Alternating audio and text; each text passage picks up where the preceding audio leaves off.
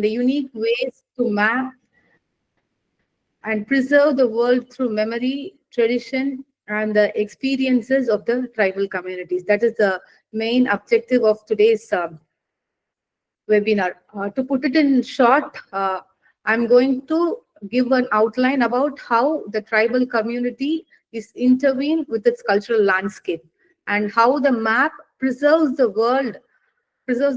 world of the tribals through their memory, tradition, and their experiences. This is going to be the objective of today's webinar. So to begin with, let us first see an outline about tribal communities. So if you are a researcher in tribal literature or indigenous literature, you had been aware of from the initial period. As we have general audience today, I will start with a very basic outline, like who are tribes and how will be their way of living. From that, I'll begin. So the roots of India's literary tradition, they go back to the rich tribal community, or they are known as the Adivasis, who are the first inhabitants of India. So they are generally identified as a small size of people with morality and religion view of tribal people. It always corresponds with their social relationship. So tribal culture is peasant culture, and it's a part of urban culture. Urban culture is the culture of the majority, which is a part and parcel of their cultural history. So tribal communities, they usually live in the lap of nature. They live associated with nature, having their economy and culture very closely associated with nature. So their lifestyle, tradition of each indigenous community differ. Every indigenous community differ from one another. We'll see the communities later. So they differ from one another. They are unique, and it is related to the utilization of particular natural resources. So some depend upon farming, some depend upon gathering, and some depend upon fishing. So their natural resources, depending upon natural resources, differ, and that designates their particular type of work. So their life, since they're associated with nature, they always interact with nature. The human being and nature interact, and they are reciprocated to each other, and they live a biotic relationship. Like their occupational pursuit will be always surrounded by natural resources like forest, land, water bodies, and minerals. So some tribal community, they collect various minor forest products for survival, and their substances is mainly nature oriented. So coming to India, this is a brief introduction about tribal and how they live. And now coming to India, India is a home to over 700 tribal communities. Knowingly, unknowingly, we are aware of only very few prominent communities, and many of them communities have been eroded. These communities form a significant portion of our rural and remote population, especially in India, in the central part, even in the northeastern part, and in the southern parts also we have tribals. So the most prominent existing tribal communities now are Khasi, Bil. You can see in the map here in the picture, Khasi, Bil tribes, Gadi, Dodia, Angami, Chakmas, Oran, Chenchu Sandal, and Jarwa. So focusing on tribal writers, these tribes actually, they focus on the major tribes like Sandal, Kasi tribe, who live in the northeast, and Angami tribes and Adi tribes. These tribals are put to words by many writers, whereas the other tribes like Chenchu, Jarwa, they are not much noticed by writers of today's time. Though India is a home for 700 tribal communities, and they were the only original inhabitants of India, they are threatened by severe poverty and issues like marginalization, exclusion, and social oppression from mainstream society. So automatically the traditional means of obtaining livelihood is at stake. The outsiders, they easily take chance to come to their land and have control over the land's resources. So these are the major issues. More than these issues, the tribal communities, they face challenges like alienation, limited access to education and healthcare, and they get threats from industrial expansion, which put them in the lower stratum of the society. Despite all these, they continue to have an intense and sustainable way of life, like going for farming or gathering food or living in the shores of rivers, they live a sustainable way of life. It is both the challenge as well as they take opportunity for engagement and recognition by the government of India. So tribal people, though they live in the rural, remote part with rich cultural heritage, which they followed religiously in their life throughout their lifetime, they face challenges as well as opportunities even today. So we saw that they have a strong connection with land because land is their provider. They treat land equal to their god. So in this slide, we are going to see the connection of tribal community with land and how it creates their identity. So for tribal people, land is not just a place. It is their livelihood, their identity and cultural heritage, because land gives them a sense of a source of identity, and their identity is created through their land, and they claim ownership of their land. And because they connect their land with their ancestors and gods, they believe the spirits live everywhere in their land, and through their spirits they are living a life, day-to-day life. It is where the land is where their memories and spirits live alive all through their life. So land is deeply tied to them, and it shows who they are and where they are from. It is a foundation of their identity and gives them a root of belonging, as we see here. So, but due to that will be dealt later. So the land, though provides cultural heritage, it is there. It is where they live, work, and practice their tradition. Now they feel that they are losing their ancestral land. Not now, right from the post-colonial era, right from the post-colonial era, which I'll be explaining later. So losing their ancestral land is like losing a part of themselves, because they have a spiritual and emotional pain that can be devastated, that cannot be shared to anyone, that cannot be understood by anyone, because it is like a part of them which is being taken away from them. But fortunately or unfortunately, there are many land rights movements, land rights acts being passed, but it is questionable whether they are treated rightly, whether they are implemented fairly. The Forest Act of 2000 was a step forward for the tribal people to control over their own land. However, it is not implemented very fairly. Because of these indigenous maps, that is the maps of the indigenous people, are a way for tribal community to assert their identity and history and resists the government's attempt to erase their presence. So they create something called Indigenous Map, which is the title of the webinar, Tribal Community and Indigenous Cartography. So coming to the main context, so when the tribals feel that when the tribals land are being eroded or taken away by someone like an oppressor, they create an indigenous map. This is not happening now. This has been happening for past years. So past many years, they create a map to protect, to assert their identity and history and resist the government's attempts to erase their presence. So however, they try to erase them because they are very clear that land shows the world who they are and what they are about. So this is a very strong connection with their land. So coming to the topic, indigenous cartography.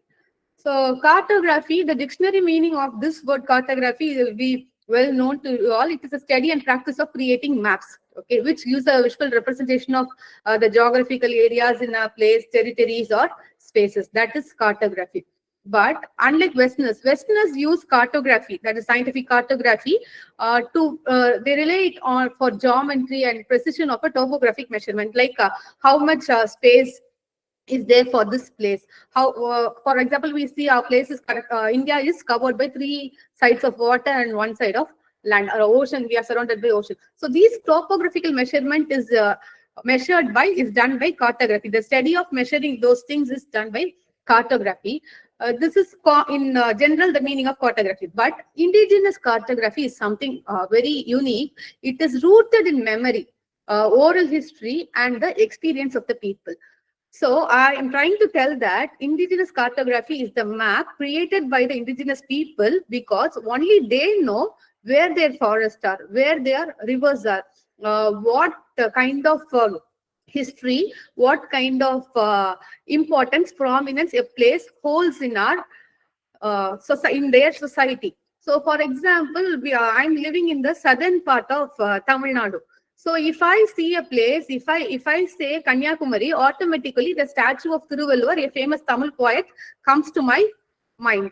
So, I can feel that the statue, the big statue standing amidst the river Tamrabarni, I could only feel the connection with the land. If a tourist or someone else, they can attach themselves only with the architecture or the beauty of the statue. Only as a Tamil person, I can feel the connect. So here, the same way, these people, tribal people, they can only they can only know the essence of their place. So according to them, this cartography, that is the maps, these are maps without papers. That is their indigenous cartographies, maps without papers.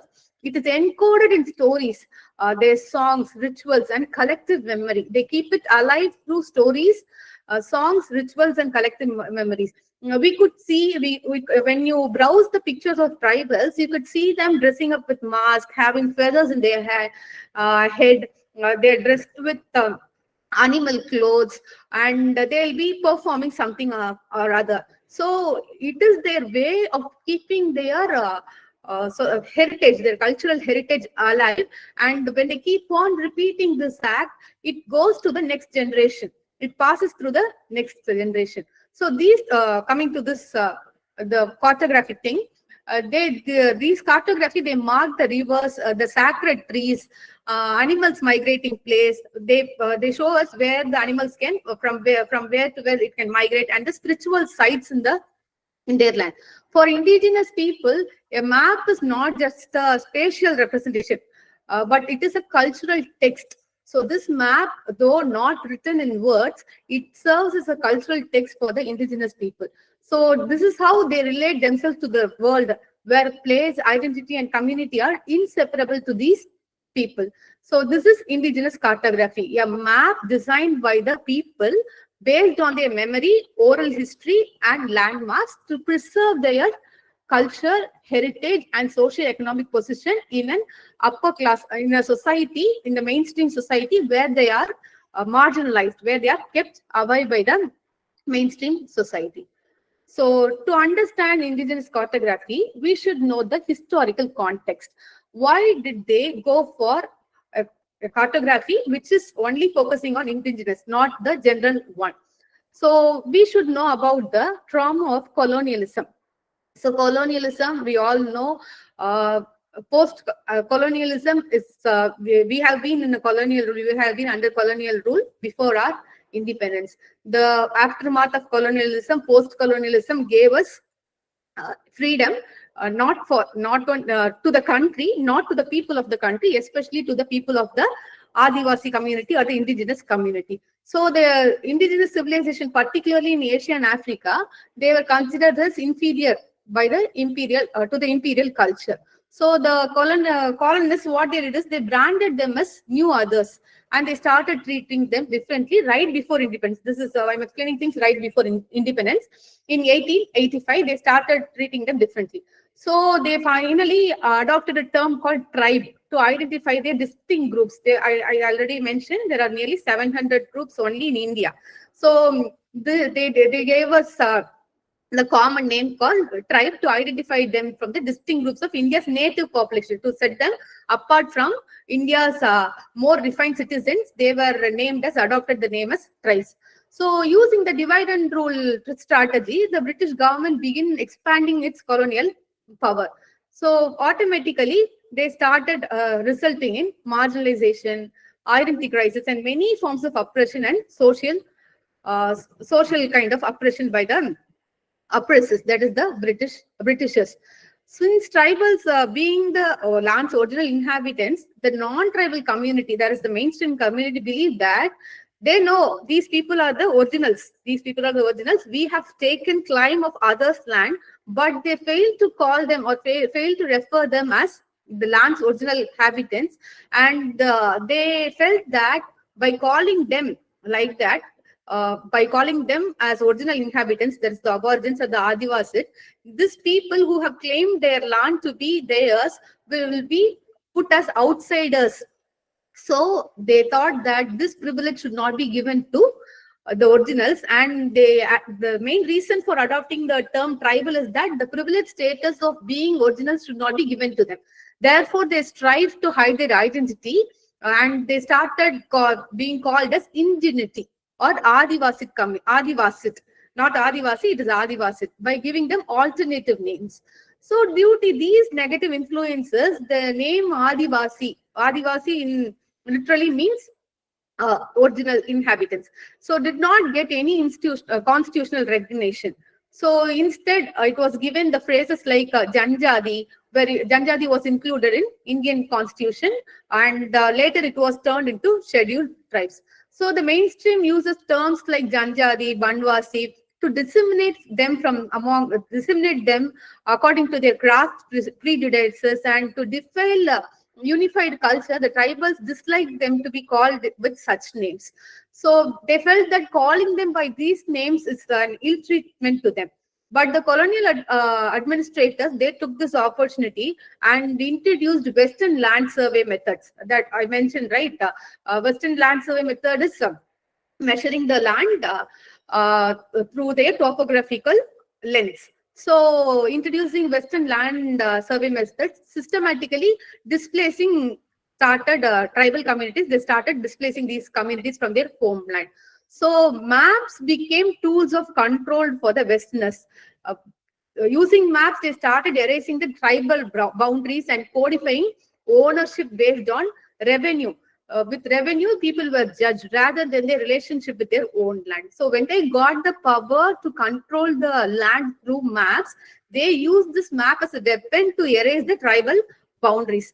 This process involves forced assimilation into dominant culture. So the people were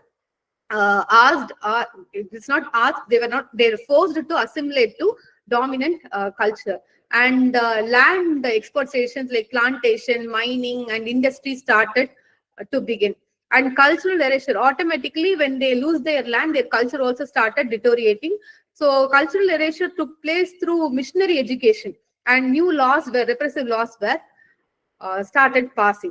So despite these challenges, many tribal communities have shown remarkable resilience.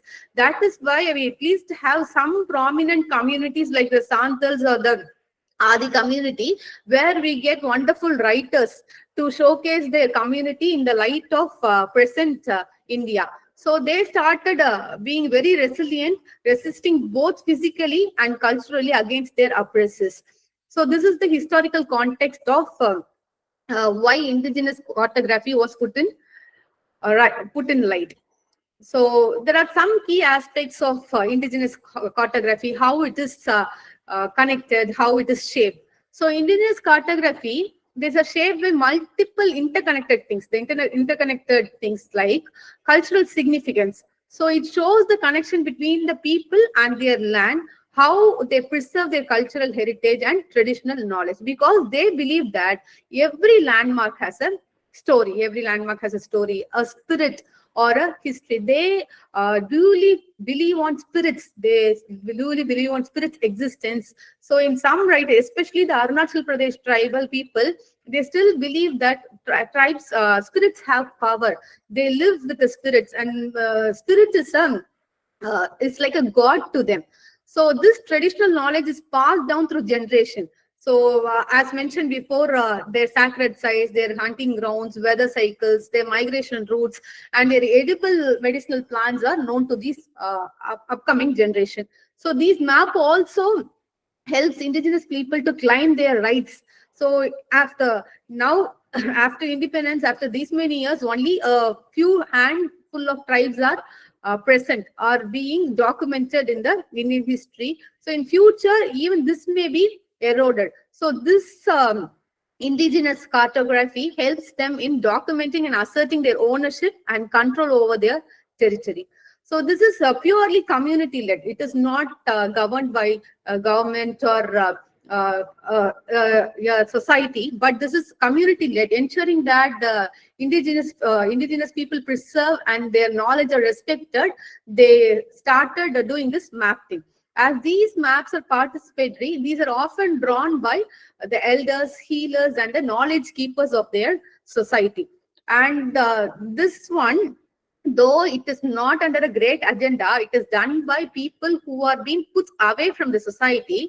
They are very, the last slide we saw them to be resilient, and they now challenge the dominant narratives. So resisting imposed national borders. When Westerners, they try to draw a map and take the land from us and show us that this is your boundary and that is my boundary, these people are ready to challenge dominant narratives, resisting imposed national borders and reclaim their erased histories. So that is the key aspect of indigenous cartography. So what is the impact? We know this started only because of colonialism and post-colonialism. The territories and the maps were greatly affected. So the traditional maps were changed. So what was real was not put in order or put in front of the government, and new borders were drawn without considering their indigenous culture. So they are not worried about leaving their land. They are feeling that a part of them is missing because they are closely knit with their culture. So because of losing this indigenous losing these borders, this led to the loss of cultural knowledge and disruption of traditional practices. As generations are passed, the traditional practices are eroded. For example, in a short story I have read, the writer has shown a festival which happens 12 years once. So it happens 12 years once, where the men and women roles are reversed. So women, they drink, they dance, they hunt like men. It's a short story by Mahashweta Devi. The title of the short story is Hunt. So the women character, she hunts. The character name is Mary Oran. She hunts like man, and she finally kills her oppressor on that festival, which happens. So this kind of traditional practice, I do not know if it is happening in our place or any part of India, but this is exclusive for the people, that Oran tribe of Madhya Pradesh. They celebrate this kind of festival. So indigenous territories were taken over by urban development. So they leave this place. The places are taken away by them, and conservations like national parks are being built there. So these changes makes an impact on indigenous community. So automatically their way of life, culture, and identity are affected. These the disruptions are not only geographical, but they are deeply spiritual and cultural, and that is what worries the tribal people. So indigenous cartographies in India. So so far we have seen what is tribal community, what is cartography, what is indigenous cartography, the historical context and the key aspects, and what was the impact. Now how it concentrate, and now this slide is going to concentrate on the indigenous cartographies in India. So in India, we find the rich traditions of indigenous mapping among tribes to show their deep connection with their land. So land is their superior power. That is how they connect themselves with.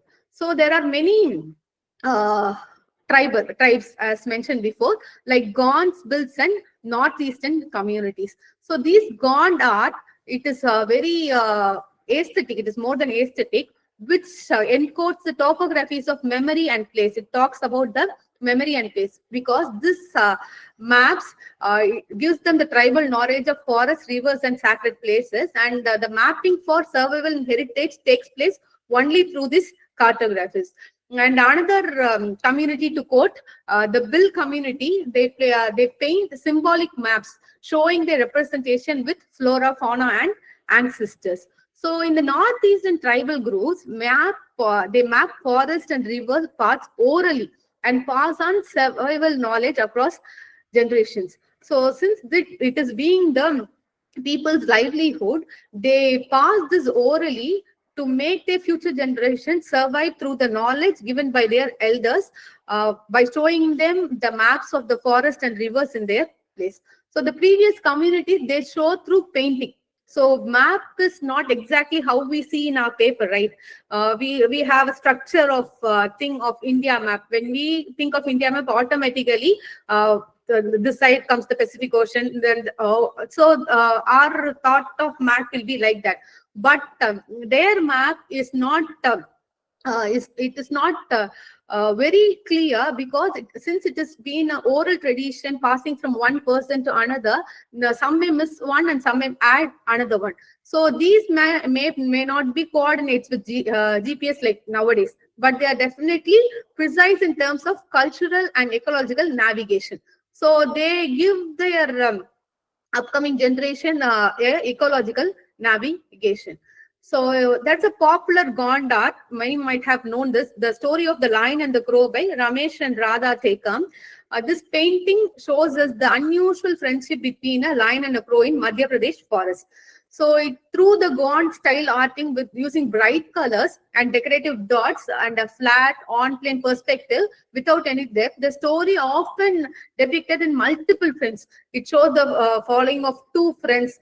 This shows that how the people of the Gond tribe, especially, they are associated with nature, because we saw nature includes the plants, trees, flora, fauna, and as well as the animals. So the crow leading the lion into a deer, and it's testament to the Gond art.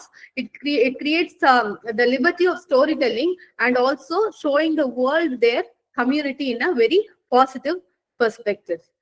So literature as mapping.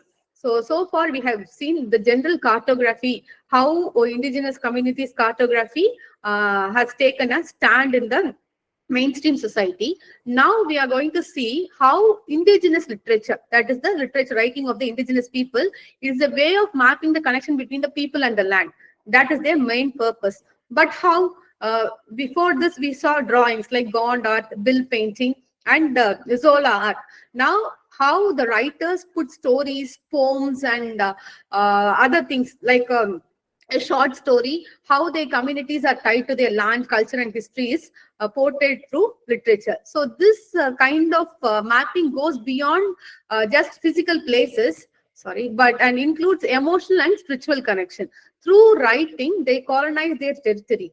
Through writing is an imaginative process. That is, through writing a story or a poem, it is a imaginative process. They keep their eyes open, their heart open to put down the words through pen, to make the world know about their sufferings, to know the world about their territories, their borders, and their geography. That is how literature as a map for writers, that is the writers of the indigenous community, is being taken now. So indigenous voices in literature, in oral culture, myths, songs, and legends. Legends are shamans, are not for entertainment.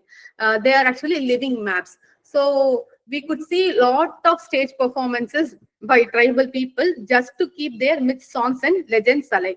They tell of migration paths, seasonal cycles, and sacred landmarks. Each performance is the relocation of memory. It's a very important thing, because preserving not only the knowledge but the emotional connection to the place is very understanding. So to understand a tribal story, it is to understand the geography of its people completely. We come to know what they value, what they fear, what they protect, and what they try to celebrate. So preserving land-based memory will be the main motto of the indigenous voices of the literature. So tribal writers, free writers. So tribal writings are very diverse. The tribal authors have benefited from rich oral tradition of the community, and they have used poetry as the main mode or weapon to voice their struggle for tribal identity and existence and preserve their cartographies. The sharp tribal pen is expanding its reach at a fast pace in today's scenario.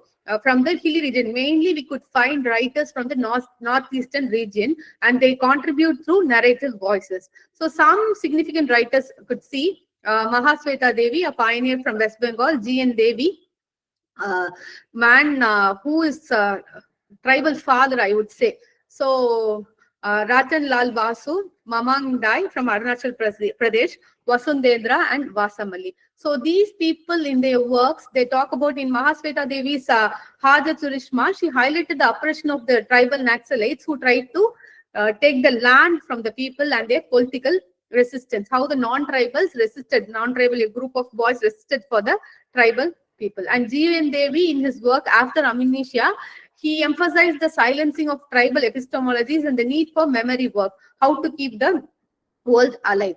And Ratan Lal Basu's stories are reflection of people and the people of West Bengal and the states of Sikkim, Bhutan. He covers those kind of tribes. And this man, he wrote a work called Oran and the Divine Tree. This is the story about the love for a man for his old tree.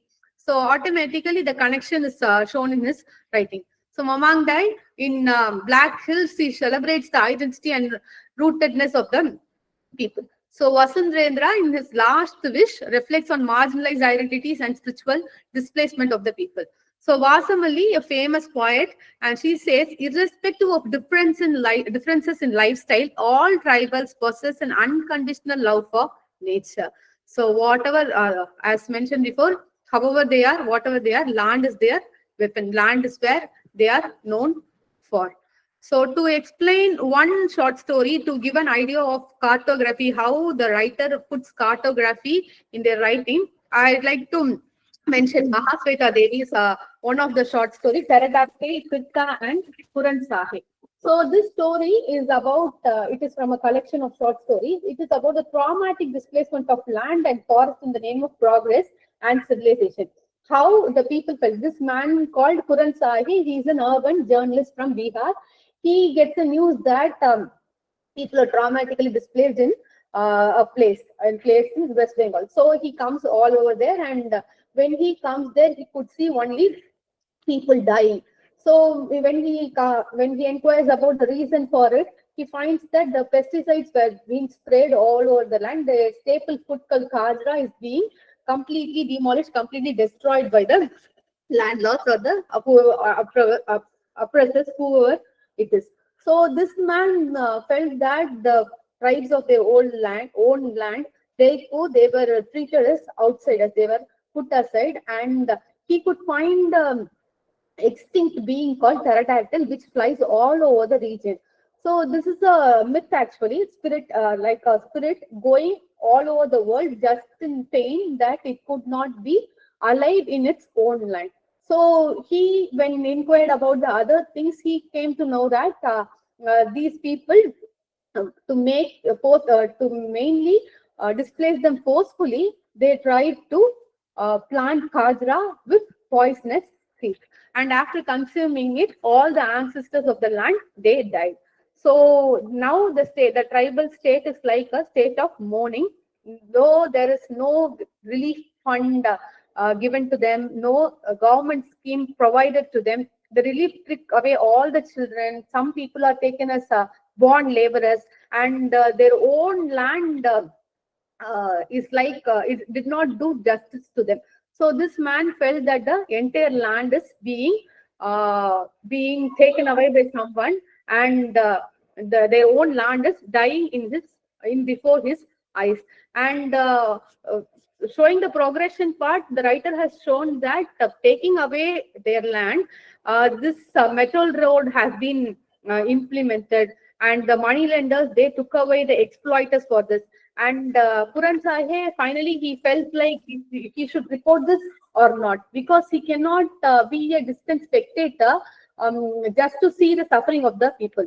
So he finally gives a report that we haven't loved and respect our tribals. They do not need our ill-planned policies. What they need is love and dignity. That is what the aborigines from the state, they expect from the dominant structure. At least they need something called respect to their feelings and emotions by keeping their land alive. So this one is an example of how cartographies has been taken away, how the Britishers, the oppressors or the landers, whoever it is, how they draw their own border and take the land instead of making them connected with their own place. So initiatives. So now, at present, there are many initiatives that emerged to reclaim indigenous cartographies, like tribal research institutes. They document and promote tribal histories. Now we could see n number of research projects we can avail for tribal people. So the government is taking strenuous efforts now, and digital mapping tools are being used to record sacred places, sites, and assets, land rights of the people. So there's a center called the Bhasha Center in Adivasi Academy, are pioneering in reviving their language stories and knowledge systems of the tribal people. So these initiatives are the efforts, they combined efforts to show traditional wisdom with modern platforms. They offer new ways of resisting cultural loss. So despite progress, many threats remain, still urbanization is on the way, and mining projects displace communities without adequate consultation. One day they'll be in this place, they'll be like, they're like nomads now. They go live in one place today, and when they are asked to move, they have to move from that place and move to another place. So climate change is also a major reason for altering the ecosystem of the tribal map, which they completely rely on. So the forefathers map, they rely on it, and this map is eroded because of the change in ecosystem. And digital divide makes it hard for tribal youth to access and to contribute on online mapping tools. So they are not even there is no mobile signal there in most of the part of the northeastern communities. There is no mobile signals. These forces forces risk serving the link between memory and place, and between the land and their identity. It's a threat to them. So what we can do as a researcher, or people of literature, people of educated community, this is my very personal suggestion. We should integrate indigenous mapping into education, but only through it we can honor their diverse way of knowing the world about them. And we should collaborate with communities, ensuring community ownership and participation. And through amplifying tribal voices in media, policy, and academia, at least through writing, we can make. That is what our tribal writers are doing. We young researchers or young people, we should take effort to showcase the world their position in the mainstream society. Only then we can co-create a future where every human, every community can draw its own map on its own term. They should not be deprived of any resources, any loss. So in our day-to-day life, if there is no electricity for RR2, and there is no charge in our inverter, we cannot survive. We cannot survive this hot climate. And when there is no water in the motor, we cannot survive. We immediately tend to get tensed, and we do not know what to do. Our complete emotionally we become drained. These people, they do not have any basic amenities, and their existence, their cartographies is also being diminished day by day. So uh, as a human, with human interest, we should take efforts to pull them forward and make them known to the world. So I'd like to conclude by saying that it is not about controlling land. Indigenous cartography is about relating to it, how it relates to each person. It is a way of living with the land and not above it. We all live in a land. Okay, we have this place, we have a home to live. We should not only live above it, we live in it, and we get a feel of secured inside four walls. We get the feel of being secured. By engaging with tribal narratives and mapping practices, we begin to rethink our own sense of place. So we feel that we have our own sense of place. So let us all try to honor and protect them, and learn from these living maps, for they hold the wisdom we need to move forward to the justice and harmony of our own nation. That is all for today. Thank you.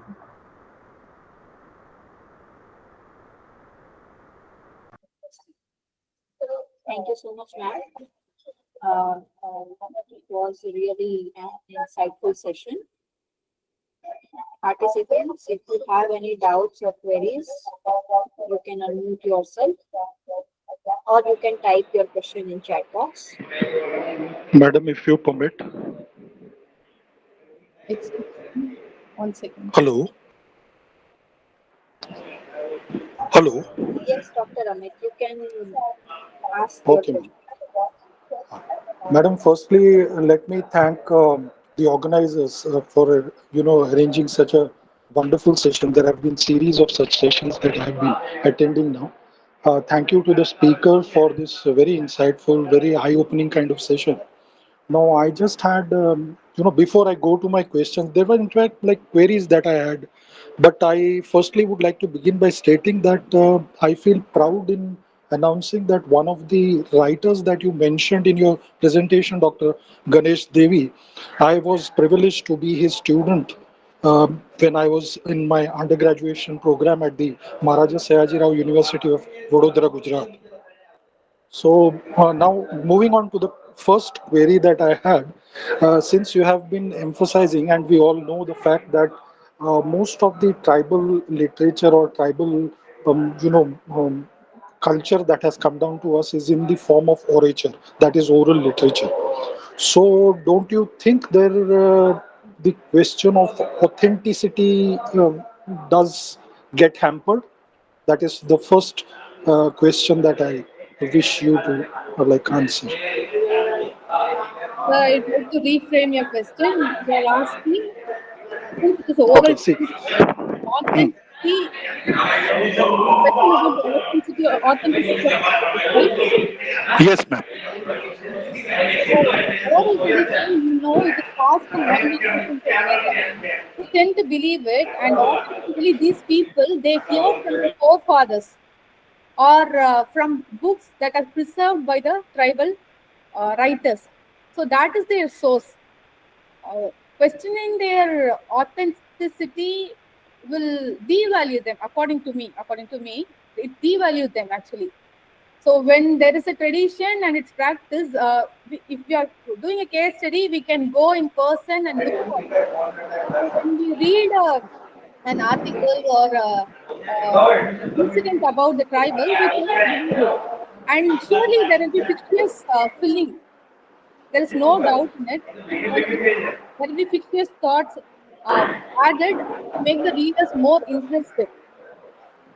But madam, don't you think that, say for example, if I am inquisitive about knowing about a tribe, and Sorry, since sir. it is the oral form of tradition coming down to me, so when this thing passes on from one tradition to another, some of the information gets disrupted.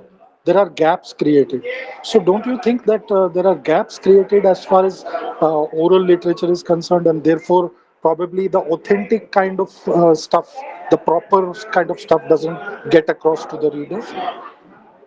Maybe, sir, maybe some resources might be disrupted. That is fine. Should be practice my progress about it. Please mute your mic. There's a lot of background noise from your end so that we can listen the answer.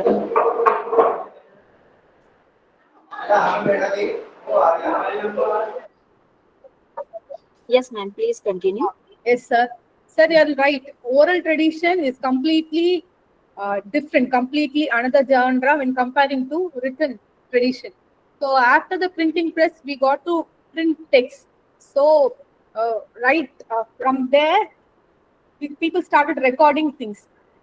Particularly tribal people, this tribal community, they are not known to the mainstream society. It is through their stage performances, through someone recording it. We could see like people, Jane, Devi, we could see, we could understand things, we could learn things. This is what happens in their villages. So, authenticity as a researcher of tribal community, when I go for a cross verification of an incident or an event about tribal community, it stands there. It is true. So authenticity is 50% we can believe, and 50% might have been eroded. Okay, thank you. And madam, my second concern was now looking at the kind of status that this is a parallel kind of literature that has come up, right? A parallel kind of structure that has come up. So, what does the future hold for such kind of, cartographies or such kind of tribal communities? Do you think that these people will ever, these marginalized sections will ever be able to get inculcated into the mainstream? I think I am not the right person to answer it because it is saddening that a president, as she belongs to a particular community, she was not put up, she was not invited for a particular ceremony. So this question will be always a question. So as out of interest, out of our own concern, we should take research projects to show them, to make them known to the world. That is what, as a simple citizen of India, we could do only this. Because people in higher position, higher designation, even they cannot go even a stone when it comes to tribal community. Yes, very true. They still, their voices are unheard.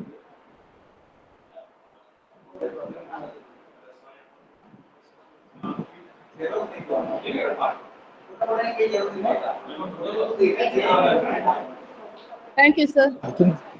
Thank you so much, ma'am, for the answers. Thank you.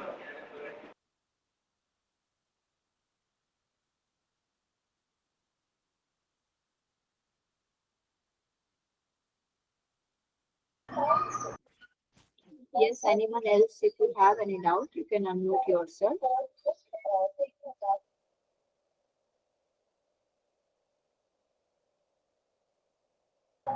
Feedback form link is shared in chat box. I request all the participants to fill up the feedback form.